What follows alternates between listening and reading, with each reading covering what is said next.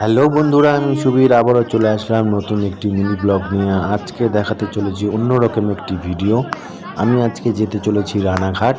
আপনাদের দেখাবো রানাঘাট যে ট্রেন জার্নিটা। আমার ট্রেন ঢুকে গেছে এখন দমদম স্টেশনে। আমি এখন বাজে রাত্রি 10:30।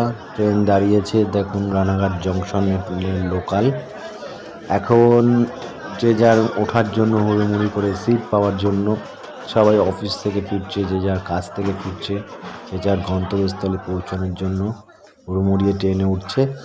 সাথে আমিও ট্রেনে উঠে গেলাম। দেখতেই পাচ্ছেন পিছনে সব লোকজন দাঁড়িয়ে আছে। ট্রেনটা মোটামুটি ফাঁকাই আছে, বসার সিট আছে যেহেতু আমি তাও বসলাম না। আমি দরজার পাশে দাঁড়িয়েছি, ট্রেনটা ছেড়ে দিয়েছে অলরেডি। এখন আমি রাত্রেবেলা ট্রেনে করে যাব রানাঘাট পৌঁছাতে আমার 12টা। রাতে কিছু খাওয়া হয়নি। ট্রেনে হঠাৎ করে দেখি একটা দাদা